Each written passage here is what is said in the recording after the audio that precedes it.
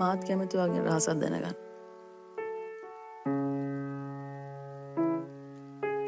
මගෙන් මොන විදිහේ රහසක්ද?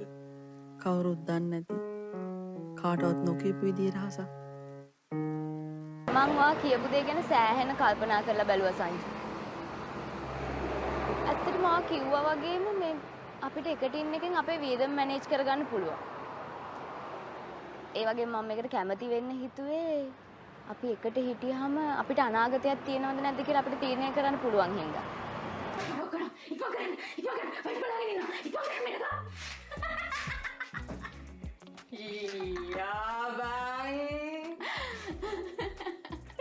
ඒ මං හිතුවේ පාට රොමෑන්ටික් ඇති කියලානේ බා. මේ එහෙම නැද්ද බා? එහෙම වෙන්නේ පටන් ගත්තට පස්සේනේ.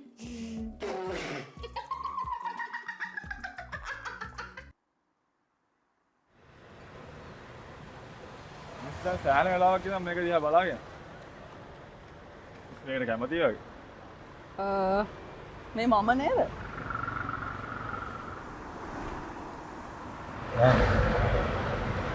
මේ වගේ මොනාලිසා. මිස් නිතරම මේ පාක් එකට යන වෙනවා. මම දැකලා තියෙනවා. ඒ යන්නේනකොට දැකලා මතක තියාගෙන තමයි මම අර ගන්නේ. එහෙනම් මං තමයි වගේ මොනාලිසා. Sorry miss. මට කලින් කියන්න තිබුණා. මම ඒ කියන්නේ බලාගෙන ගියේ. දැන් ඉතින් සුබ අසුබ දවස් කියලා දෙයක් නැහැ.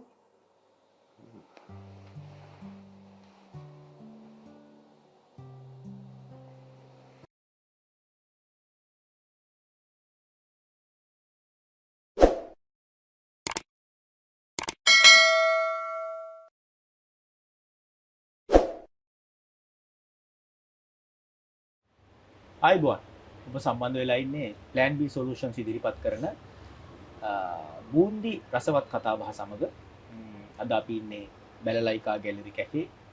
තාම සොඳුරු වටපිටාවක් ඔබගේ පොත් එලි දැක්වීමක් සුහද කතා බහක් සුහද හමුවක් සිදු කරන්න තාම සුදුසු තැනක්. අද අපිත් එක්ක බූන්දි කතා බහට එක්ක වෙලා ඉන්නවා අනුෂ්ක රසාංජනද සිල්වා. එහෙම කිව්වට නම සහ රූපය ඔබට මුහුරු වෙන්න පුළුවන් කිසිවෙකුට. නමුත් ඔහුගේ නමත් සමග ටේක් කෙයා කියලා කිව්වොත් ඔබ දන්නවා ඔහු කවුද කියලා. ඔහු ටේක් කෙයා ටෙලිනාට්‍යයේ පහුගිය කාලේ ප්‍රේක්ෂක විචාරක අවධානයට ලක් වෙච්ච ටේක් කෙයා ටෙලිනාට්‍යයේ තිරනාටක රචකයා එහි නිර්මාණකරුවා අධ්‍යක්ෂකවරයා. අයිබෝන් අනුෂ්ක. ඉතින් කොහොමද මේ දවස්වල? මේ දවස්වල මේ ටේක් කෙයායි ඔබට ඇවිල්ලා තියෙනවා. ඒ කියන්නේ මේ ඇවිල්ලා කිව්වේ පොඩ කතා බහට ලක් වෙලා තියෙනවා. මේ රයිගම් ටෙලි සම්මාන උළෙලේ කිසියම් නිර්දේශවීම් සමග කොහොමද අනුෂ්කට නිර්මාණකරුවා විදිහට ඒක දැනෙන්නේ? දැනෙන්නේ ඇත්තට මේ කියන්නේ ඉතින් අපි නිර්මාණය කරේ කවදාද මේක හරිම අහම්බයක් ටේක් කෙයා කියන එක ටෙලිග්‍රෑම් එකක් කියන්නේ හරිම අහම්බෙන්. ඒතකොට මේ නිර්මාණය කරද්දී අපිට සම්මාන ගැන එහෙම කිසිම බලාපොරොත්තුවක් තිබ්බෙම නැහැ. අපි බලාපොරොත්තු වෙන්නේ නැති විදිහට නිර්මාණය කරගෙන යද්දී ප්‍රේක්ෂකයන්ගෙන් අපිට හොඳ ප්‍රේක්ෂක සහ විචාරක ප්‍රසාද හොඳ නරක දෙකම ආවා. සෑහෙන මිනිස්සු අතරට ගියා, ලොකු කතාබහක් ඇති වුණා. එහෙම දෙයක් වුණා. ඊට පස්සේ සම්මාන දාවට පස්සේ නිර්දේශන ඇති වුණාට පස්සේ ඇත්තටම අර පොඩි දුකක් තියෙනවා. ඒක නැත්තේ නැහැ. හැබැයි එහෙම අර නිර්මාණකරුවෙට තියෙන එකක් ඒක අවංකවම අදහස. හැබැයි අර ලොකු දුකක් නැහැ. ඒ කියන්නේ ඒකත් එක්ක ආපහු මිනිස්සු ඒ ගැන කතා කරන්න පටන් ගත්තා. ප්‍රේක්ෂකයන් ආපහු අය අතරට ගියා. ඒකත් එක්ක දැනෙන ඉතින් අර මොන වුණත් ප්‍රේක්ෂකයාගේ ආදරේ නිර්මාණ ලැබිච්ච එක ගැන ලොකු සතුටක් තියෙනවා ඒ විදිහට. මේ දවස්වල මොනවද අනුෂ්ක අලුත් වැඩ? මේ දවස්වල ඊළඟ ටෙලි නිර්මාණය සඳහා ලෑස්තිලා යනවා. ඒකේ ස්ක්‍රිප්ට් එක තමයි මේ දවස්වල හදාගෙන යන්නේ. ඒකේ ප්‍රී ප්‍රොඩක්ෂන් වැඩ ටික තමයි දැන්ට ප්ලෑන් කරගෙන යන්නේ.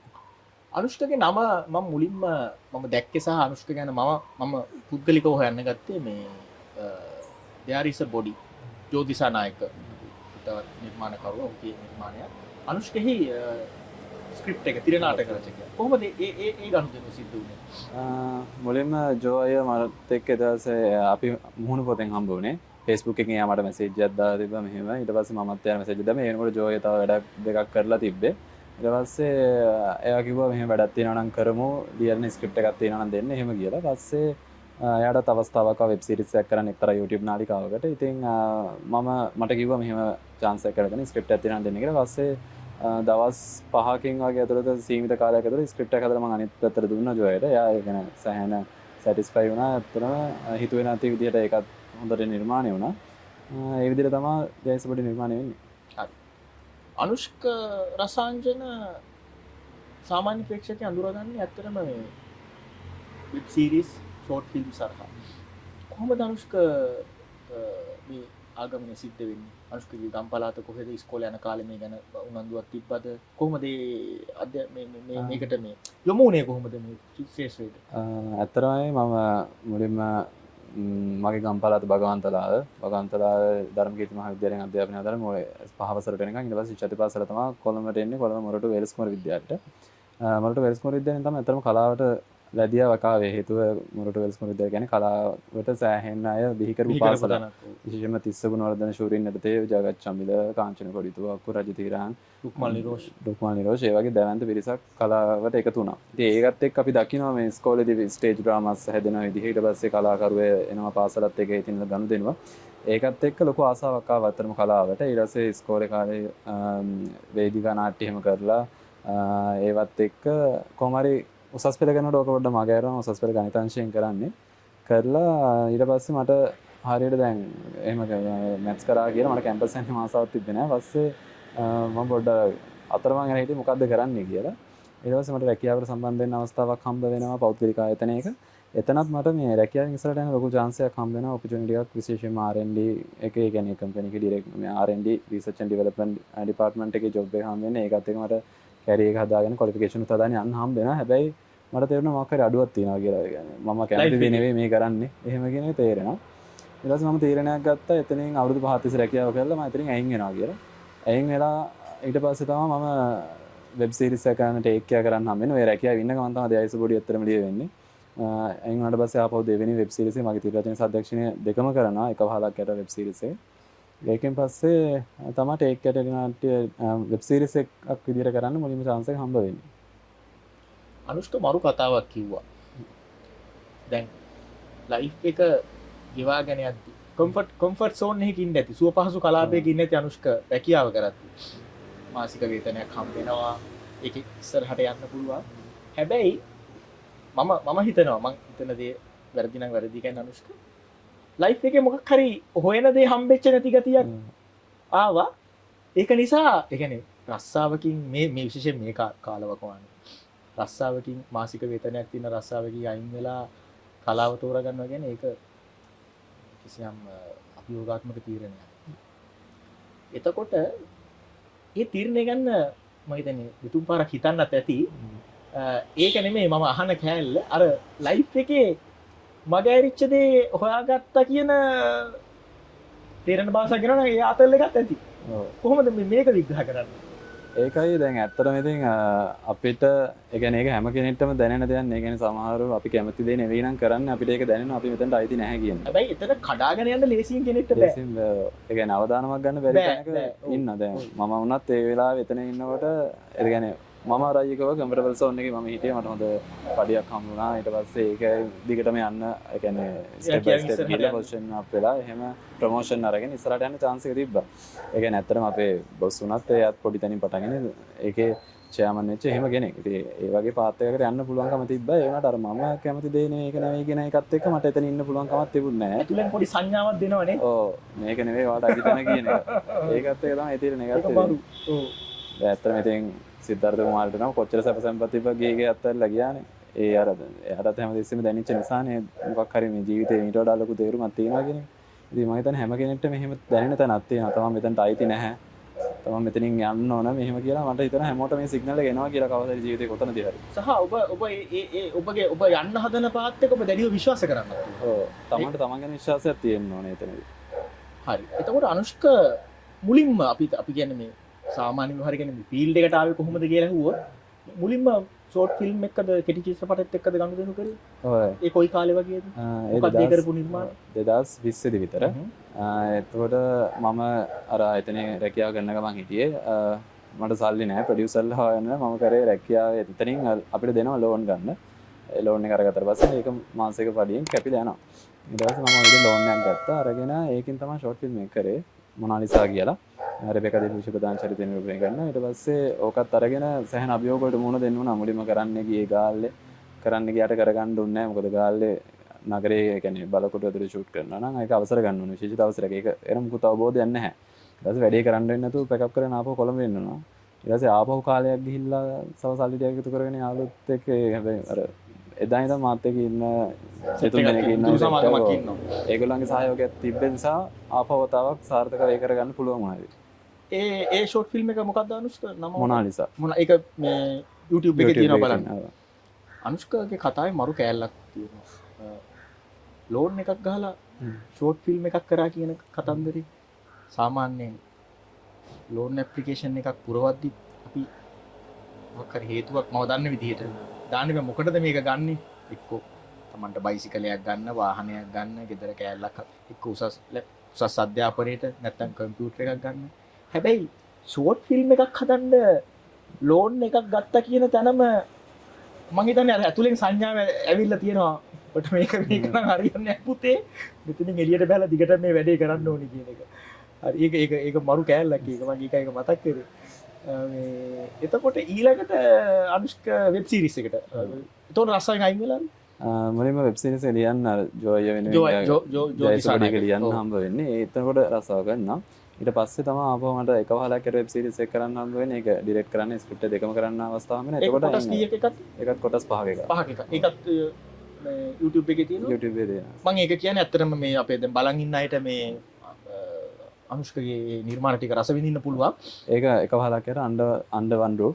ඒකෙන් තමයි ඇත්තටම මේ දිනක්ෂි කියන කැරක්ටර් එක එයාට ඇත්තටම කොච්චර ලොකු කැපැසිටි එකක් තියෙනවද කියලා ඔඩියන්ස් එකට පෙන්වන්න හම්බ වෙච්ච අවස්ථාව. ඒකේ මම ඒක බලලා තියෙනවා. ඒකේ රංගන ශිල්පී අපේ මේ ප්‍රසන්න දෙකුම්පිටිය. ප්‍රසන්න දෙකුම්පිටිය. හරි මම ඒක බලලා තියෙනවා.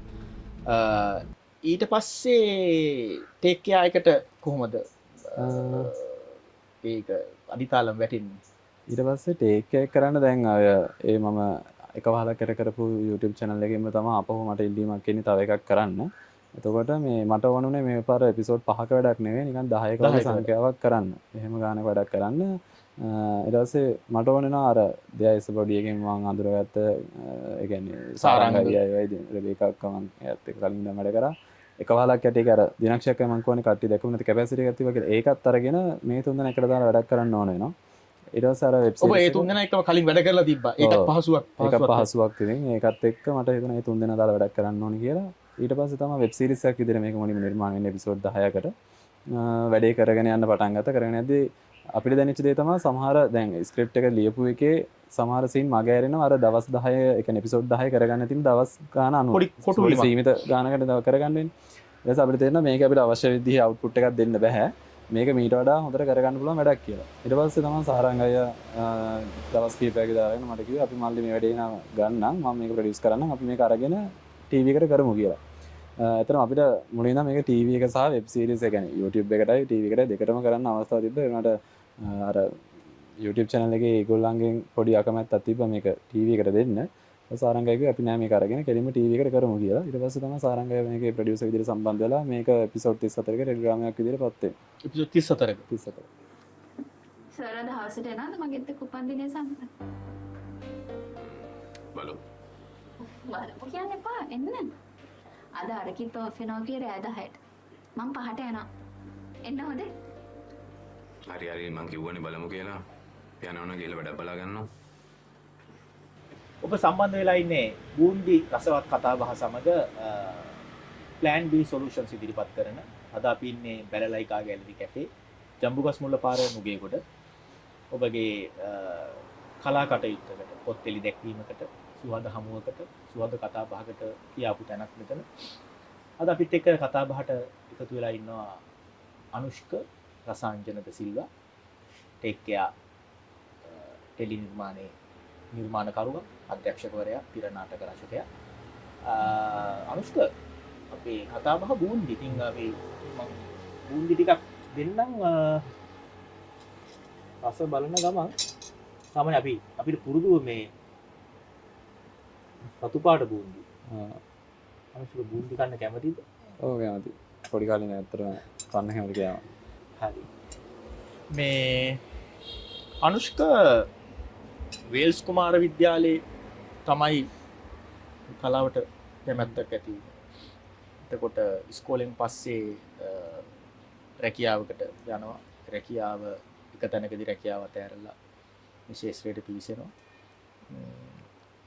මොන වගේ හැදෑරීමක්ද අනුෂ්ක මේ ඒ කියන්නේ දැන් ඇත්තටම මම එහෙම හැදෑරීමක් ඇහුවේ දැන් ඇත්තටම තියෙන තාක්ෂණයත් එක්ක අන්තර්ජාලය ඇසුරු කරනවා. විශේෂයෙන්ම මේක තනියෙන් හදාරන්න පුළුවන් මට්ටමට ඇවිල්ලා තියෙනවා. පාඨමාලාවක් කරන්න පුළුවන් මේ ශාස්ත්‍රය සම්බන්ධ වුණ දෙයකට. හැබැයි බොහෝ දෙනා තනි චිත්‍රපටි බලලා පොත කියවලා ස්වයං අධ්‍යයනයක යෙදিলা ඉන්නවා. අනුෂ්කාගේ හැදෑරීම කොයි වගේද? අතරම මාත් මේක තනියම තමයි ඉගෙන ගත්තේ. ඒ කියන්නේ අතරම ලෝකයේ ගොඩක් ලෝකයේ ගොඩක් චිත්‍රපට අධ්‍යක්ෂකවරු ගත්තොත් එම් ෆිල්ම් ස්කූල් වලට ගිහුව නැති ටරන්ටිනෝ වල ක්‍රිස්ටෝෆර් නොලන්ස්ලා ඒගොල්ලෝ එහෙම චිත්‍රපට ගැන වෙනම ඒ කියන්නේ සිනමා පාසල වලට ගිහුව නැති අය. සිනමාව කියලා කියන්නේ අපි විසින්ම හදාරන්න ඕන සහ අපිම අත්දැකීම් එකතු කරගන්න ඕන එකක්. ඒ කියන්නේ අපි කරලම තමයි ඒක බලන්න ඕන සහ අර ඕනි කරන මූලික දැනුම අනිවාර්යයෙන්ම ඕනි කරනවා ඕනම විෂයක එහෙමයි. එතකොට ඒ ටික අපිට මේ කාලේදී ඔය අයියකෝ වගේම YouTube එක හරහා අන්තර්ජාලය හරහා ගන්න පුළුවන්. දැන් මම අර මාස්ටර් ක්ලාස් එකේ මට හම්බ වෙන අවස්ථාවක් ඒකේ මාටින් ස්කොසෙස්ගේ ඊට පස්සේ ජේම්ස් කැමරන්ගේ එහෙම කෝස් ටික ෆලෝ කරන්න. ඒකත් එක ගත්ත අත්දැකීම් සහ චිත්‍රපටි බලලා ඊට පස්සේ YouTube එකේ තියෙන මේ තියරි උගන්වන ඒවා බලලා ඒවත් එක ගත්ත තනියම අතරින් ඉගෙන ගත්ත ඉගෙන තමයි මේ ශාස්ත්‍රයට ඇත්තම එන්නේ. දැන් අනුෂ්ක මේ අපි පොඩ්ඩක් අතීතයට ගියොත් සාමාන්‍ය නිර්මාණකරුවෝ ගත්තොත් ඔවුන් වේදිකා නිෂ්පාදනයක් වේදිකා නිර්මාණයක් කරනවා. ඊට පස්සේ ටෙලිනාට්‍ය නිර්මාණය ඊට පස්සේ සිනමාවට යොමු වෙනවා. පොඩි ගමන් මගේ තියෙන පොඩි සම්දිස්ථාන ටික දැන් අපි ගත්තොත් ජයන්ත චන්ද්‍රසිරි අශෝක හඳගම වගේ නිර්මාණකරුවෝ ඔවුන් වේදිකාවෙන් තමයි ඔවුන් ශාස්ත්‍රයට පිවිසෙන්නේ. ඊට පස්සේ ඔවුන් විශිෂ්ට ගණයේ ටෙලිනාට්‍ය නිර්මාණය කරනවා. ඊට පස්සේ ඔවුන් සිනමාවට යොමු වෙනවා.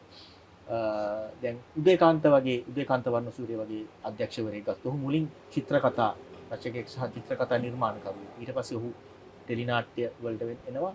විශේෂයෙන්ම ඔහුගේ ටෙලිනාට්‍ය ප්‍රේක්ෂක විචාරක අවධානය දිනා ගන්නවා. ඊට පස්සේ ඔහු සිනමා පටවලට එනවා. හැබැයි දැන් පරපුරට ඊට වඩා විශේෂයෙන්ම මේ අන්තර්ජාලය සහ සමාජ මාධ්‍ය ජාල සුලභ වීමත් එක්ක විශාල අවස්ථා ප්‍රමාණයක් තියෙනවා. තමන්ගේ සාක්කුවේ තියෙන ජංගම දුරකථනය කැමරාවක්, සිනමා කැමරාවක් බවට පත් කරගෙන මියුසික් වීඩියෝ එකක්, ෂෝට් ෆිල්ම් එකක්, වෙබ් සීරීස් එකක් සහ මොකක් හරි අත්හදා බැලීමක් කරන්න chance එක තියෙනවා. මේකෙන් මම හිතනවා මේකෙන් ලැබෙන වාසිදායක තත්ත්වය තමයි අත්හදා බැලී කියන්නේ ලොකු වියදමක් යන්නේ නැතුව තමන් එදිනෙදා ඒ කියන්නේ මේ අපි කියන මේ උණම තියෙන මේ අමාරුවම තියෙන මේ කට්ටිය ටිකක් එකතු කරගෙන අඩු පහසුකම් කියලා කිව්වම ඒකෙන් ගම්මේ වෙන්නේ නැහැ මේ ප්‍රොඩක්ට් එක ක්වොලිටි අඩු එකක් කියලා සමහරවිට අපිට හිතා ගන්න බැරි ප්‍රොඩක්ට් එකක් එළියට එන්න පුළුවන්. මේ එක්ස්පෙරිමන්ට් කරන්න අවස්ථාව තියෙනවා. සහ ඒකත් එක්කම මේකට ගොඩාක් අයට මේ එන්න අවස්ථාවක් තියෙනවා. මෙන්න මේක කොහොමද අනුෂ්ක අඳුරගන්නේ? ඇත්තටම දැන් අර ඉස්සරට වඩා දැන් එහෙම අයියකෝ වගේ ලොකු අවස්ථාවක් තියෙනවා ඕන කෙනෙක්ට. දැන් අපිත් ඒ වගේ තමයි මෙහෙම එළියට ආවේ. ඒ හරහා ඒක ඒ කියන්නේ මම හිතන්නේ දක්ෂතාවය තියෙන කෙනාට එළියට එන්න හොඳ අවස්ථාවක්. අනිත් එක ලංකාව කියන්නේ ගොයේ මහා ගොඩාක් ඉන්න කලාකාරයෝ ඉන්නේ. එහෙම රටක් නෙවෙයි පොඩි නිර්මාණ ප්‍රමාණයක් කෙරෙන. ඇත්තටම අයියකෝ වගේ වේදිකාව, ටෙලිනාට්‍ය, චිත්‍රපට කියන වෙන රටවල ගත්තොත් ඒක අංශ තුනක්. වේදිකා කියන එක රංගපාන කට්ටිය නළු නිලියෝ නෙවෙයි සිනමාවේ ඉන්නේ. සිනමාවේ රංගපාන නෙවෙයි ටෙලිනාට්‍ය වෙන්නේ. ඒකට අර වෙබ් සීරීස් වල ටීවී සීරීස් වල ඉන්නේ. ඒක ලංකාවේ හැබැයි අර ඔක්කොම එකක් කරලා තියෙනවා. ඒ කියන්නේ වේදිකා නාට්‍ය රංගපානවල ඊට පස්සේ එනවා ටෙලිනාට්‍ය වලට සිනමාවට. අර ඒ වගේ පොඩි ප්‍රමාණයෙන් අපි ඇත්තටම ඉන්නේ. පොඩි සම්පත් ප්‍රමාණයක් තියෙන්නේ. ඒක ඇතුලේ මියුසික් වීඩියෝ වලත් මියුසික් වීඩියෝ වලත් ඉන්නවා. ඒ වගේ අර අපි නිතරම දකින්නනේ අර මිනිස්සු හැමදාම චෝදනා කරනවා හැමදාම දකින්න කෙනා ඉන්නේ කියලා. ඒනට ඉතින් වෙන රංගපාන කෙනෙක් නැහැ. එතකොට ඉතින් එකම එක්කෙනා එහෙම දකින්න පුළුවන් අවස්ථාවක් තියෙනවා. ඉතින් අර එහෙම රටක අර වගේ මේ දක්ෂතාවය තියෙන කෙනෙක්ට එළියට එන්න අර වගේ අවස්ථාවක් තියෙන එකෙන් Tamanට හැකියාවක් තියෙනවා ලේසියෙන් එළියට එන්න පුළුවන්. එතකොට දැන් තමන්ට දක්ෂලා තියෙනවා නම් ඔය වගේ අයියක වගේ ෆෝන් එකක් අරගෙන මොකක් හරි ෂෝට් ෆිල්ම් එකක් හරි මොකක් හරි කරලා ඒක YouTube එකට දැම්මම පස්සේ වැඩේ හොඳයි නම් ඉතාමත් එක්ක මේක වෛරල් යනවා. වෛරල් වෙලා අරයාගේ දක්ෂතාවය රටම වගේ අඳුර ගන්නවා. ඊට පස්සේ යාට අවස්ථාවක් වෙන ඉතින් ඊළඟ ස්ටෙප් එකට එන්න. ඒ වගේ අර මම හිතන්නේ ලංකාවේ විතර ඒ chance එක කලාකාරයෙකුට තියෙනවා. මොකද නම් ඉන්දියාව වගේ රටක ගත්තොත් එහෙම ඕන තරම් කට්ටිය ඉන්නවා තමන්ගේ හැකියාව එළියට පෙන්වන්න ගන්න විදිහක් නැතුව. එහෙම අවස්ථාවක් නැතුව. ඉන්දියාවේ රටක දවසට YouTube වීඩියෝ සෑහෙන ප්‍රමාණයක් හැදෙන රටක අර පොඩි ෂෝට් ෆිල්ම් එකක් කළා දැම්ම කියලා යාට අවස්ථාවක් හම්බෙන්නේ නැති වෙන්න පුළුවන්. කට්ටිය දැනගන්නේ නැති වෙන්න පුළුවන්. නළුවෙක් වෙන්නත් සෑහෙන ඒ කියන්නේ ඉන්නවා අතිරේක නළුවෙකුගේ විදිහට ඉන්දියාවේ සෑහෙන කට්ටිය ඉන්නවනේ තමන්ට අවස්ථාවක් හම්බෙනකම් බලන් ඉන්න. ඉතින් මම හිතන්නේ අර ලංකාවේ අර ඉතා සීමිත ප්‍රමාණයක් ඉන්න නිසා තමන්ගේ දක්ෂතාවය ඉක්මනට පෙන්න ගන්න පුළුවන්. ඒ අතින් අපේ රටේ අයට පොඩි වාසනාවක් තියෙනවා කියන එකත් මම විශ්වාස කරනවා.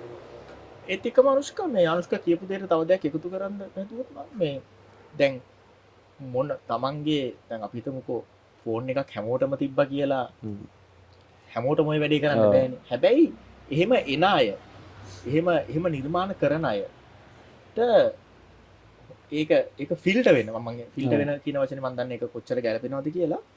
ඒ අවසාන ප්‍රොඩක්ට් එක හොඳ නම් අවසාන ප්‍රොඩක්ට් එක වෛරල් වෙනවා නම් මිනිස්සු වැළඳ ගන්නවා නම් ඒකම නේද ඔහුගේ ඊළඟ ස්ටෙප් එකට එන මේ අපි කියන්නේ මේ ඒ ප්‍රමිති සහගත බව. ඒ කියන්නේ ඔහුට ඊළඟ වැඩේ කරන්න ඔහුට එන එක් ප්‍රොඩියුසර් කෙනෙක් හොයාගන්න එක්ක තව chance එකක් ගන්න ඒකම නේද ඒ කඩයිම ඒ එන් ප්‍රොඩක්ට් එක හොඳ වෙන්න ඕන නේද මොන අඩු පහසුකම් යටතේ කරා ඒකෙන් අර හැමෝටම මේකට එන්නත් බෑ. එතනින් පොඩි ෆිල්ටර් වීමක් වෙනවා. මොකද අවසාන නිර්මාණය එකක් ක්වොලිටි වෙන්න ඕනේ සහ ප්‍රේක්ෂකයා වැළඳ ගන්න ඕනේ. ඉතින් ඒක පොඩි මං හිතන්නේ ධනාත්මක අවස්ථාවක් මේ නැත්තම් ෆෝන් තියෙන හැමෝටම ෂෝට් ෆිල්ම් කරන්න පුළුවන්. ෆෝන් එක තියෙන හැමෝටම වෙබ් සීරීස් කරන්න පුළුවන්.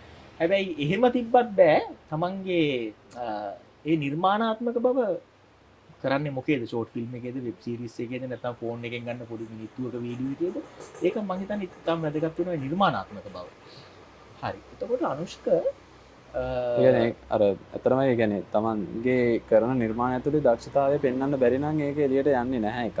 හැබැයි අර තව දෙයක් තියෙනවා ලංකාවේ අර මොනවා හරි කරලා වෛරල් වෙන්න පුළුවන් එකකුත් තියෙනවා. එහෙම එකකුත් තියෙනවා. හැබැයි අර ඒ කියන්නේ වැඩක් කරාට පස්සේ මේක වැඩේ දැනගෙන කරපු එකක්ද නැද්ද කරපු එකක්ද කියලා හොඳට තේරෙනවා. ඒක ඇත්තටම මනුෂ්ක මේ ප්‍රේක්ෂකයා හොඳට තේරෙනවා. මොකද දැන් නිර්මාණකරුවෝ වගේම මේක බලන ප්‍රේක්ෂකයා ඒගොල්ලොත් අන්තර්ජාලය ඇසුරු කරනවා. ඒගොල්ලොත් අලුතෙන්ම රිලීස් වෙන චිත්‍රපටි ටික බලනවා. ඒගොල්ලොත් ඔය මේ YouTube එකේ තියෙන මේ සම්මුඛ සාකච්ඡා හරි මොන හරි චිත්‍රපට සම්බන්ධ කලාව සම්බන්ධ සාකච්ඡා අහනවා. නිර්මාණකරුවෝ වගේම බලන ප්‍රේක්ෂකයා අප්ඩේට් වෙලා ඉන්නේ. එතකොට අර ඔයාගේ වගේ මේ එහෙම මෙහෙන් ගහලා දාන වැඩක් කරන්නේ. ඒක හොඳටම පේනවායි දැන් ඔය මෑත කාලේ ආපු සිනමා නිර්මාණ බැලුවම දැන් ඔය යන ටෙලිනාට්‍ය සහ ඒවා මාකට් කරන විදිහ බැලුවම ඒතකොට හොඳටම තේරෙනවා මේ නිර්මාණකරුවෝ දැනගන්න නැහැ. අර නිර්මාණකරුවෝ ඕනෝක තේරුම් ගන්න නැහැ. ඒගොල්ලෝ තේරුම් අරගෙන නැහැ. ප්‍රේක්ෂකයා දැන් ඉස්සර හිටපු ප්‍රේක්ෂකයා නෙමෙයි. ඊට වඩා බුද්ධිමත් සහ ඒගොල්ලෝ අප්ඩේටඩ් කියන දේ ඒගොල්ලෝ අල්ලගෙන මොනවා දැම්මත් බලන දැන් නෙමෙයි ඉන්නේ. ඒගොල්ලෝ මාර ඒ කියන්නේ ඒක ඇත්තට මං හිතන්නේ හොඳ ප්‍රවණතාවයක් සහ අර ෆිල්ටර් වෙන වැඩි. මම හිතන්නේ හොඳට වෙනවා එතන. ඔව්. අර ඉස්සර වගේ ඕන දාන ඕන දෙයක් බලන ජාතිය ඔඩියන්ස් එකක් සහ ඒගොල්ලෝ ප්‍රශ්න කරනවා. ඒගොල්ලෝ එහෙම නිර්මාණයක් තියෙනවනේ ඒගොල්ලෝ මේ Facebook එකේ මේ කමෙන්ට් වලින් තර්ක කරගන්නවා. ඇත්තට මේ තර්ක කිරීම හරහා මම හිතන්නේ දැනුම ෂෙයා වෙන්නේ. අලුත් දැනුම ෂෙයා වෙන්නේ. ඉතින් මම හිතන්නේ ඒක හොඳ ප්‍රවණතාවයක්. විශේෂයෙන්ම ඉස්සරහට එන්න අයට සහ මේ අනුෂ්කල වගේ දැනට මේ විවිධ අත්හදා බැලීම් කරමින් මේ ශාස්ත්‍රයේ ඉන්න අයට. ඉතින් අලුත් නිර්මාණය ගැන අපි පොඩ්ඩක් කතා කරොත් ඒක මම හිතන්නේ මේකේ තේමාවවත් ඒකේ හැඩරුවක් නෙමෙයි. කොහොමද ඒකට මග පෑදුනේ සහ ඒක දැන් තියෙන තත්ත්වය මොකද? අතරම අලුත්ෙන් කියන්නේ ටේක් එකක් කරාට පස්සේ මම එතන ලොකු විවේකයක් ගත්තා. ගොඩක් කට්ටිය අහනවා ඊළඟ වැඩක් කරන්නේ නැද්ද මොකද කරන්නේ එහෙම කියලා. ඇත්තටම එතනින්ම කියන්න ඔය ප්‍රශ්නයක් අහනවා අයි විවේකේ ගත්තේ කියන්නේ පොඩි පොඩ්ඩක් ඔළුව නිදාස් කර ගන්න ඕන උනාද නැත්නම් ඊළඟ වැඩේට පොඩ්ඩක් ඔළුව හදා ගන්න ඕන උනාද? ඔව් එහෙම එකකුත් තියෙනවා. අනිත් එක තමයි ඇත්තම කතාවයි මේ ඒ කියන්නේ ලංකාවේ ඇතුලේ අර ටෙලිනාට්‍යයක් කර ආවට ගියාට කරන්නත් බෑ අද කාලේදී. එතකොට දැන් අපි ප්‍රේක්ෂක බලාපොරොත්තු වෙන අපෙන් හොඳ දෙයක්. ඒ කියන්නේ ටේක් එක මම හිතුවේ නැති තරමට ඒක සාර්ථක වුණා නේ. ඒකත් එක්ක මට ලොකු වගකීමක් පැටවුණා ඒකේ මම හිතමු නැති ඊළඟ වැඩේ ඔව් මිට මීටලා හොඳ වෙන්න ඕන එහෙම නැත්නම් මම ෆේල් වෙනවා ඒතර නිකන් පළවෙනි පාර නැත්නම් කනාපාරක් එනවනේ ඒකත් එක මට සෑහෙන හිතන්න උනා මොකක්ද ඊළඟට කරන්නේ ඒක ඇත්තටම රිස්ක් අභියෝගයක් නියම ඒ කියන්නේ ඇත්තටම සැබෑ අභියෝගයක් ටේක් කෙයා වලින් පස්සේ ඔව් ඊළඟ වැඩේ හරි ඒ කියන්නේ ඒක ලොකු අත්දැකීමක් කියන්නේ අර වෙච්ච සාර්ථකත් වෙන්නේ ඊට පස්සේ තියෙන පියවර තමයි ඇත්තටම ලොකුම අභියෝගය ඒකත් එක මට සෑහෙන කාලයක් ගියේ මොකක්ද ඊළඟට කරන්නේ මොන වගේ එකක්ද කරන්නේ ඒක හොයන්න සහ ඊට පස්සේ කොහොමද මේ දැන් කාලේ තියෙන පිරිවැයත් එක වැඩක් කරන්නේ ඒකක් ගැන ලොකුට හිතන්න වෙනවා දැන් කාලේ ඒකත් එක්ක ඉතින් පොඩ්ඩක් කාලේ අරන් හොඳම වැඩක් එනකන් වැඩ දෙක තුනක් වගේ නිකන් බැලුවා මේක කරනවද මේක කරනවද මේක කරනවද කියලා අන්තිමට ඉතින් හොඳයි කියලා හිතච්ච එක අරගෙන තමයි දැන් කරන්න ලෑස්ති වෙන්නේ ඒකත් සීමිත කොටස් ගන්නක වගේ වැඩක් අම්බෝ සුවඳ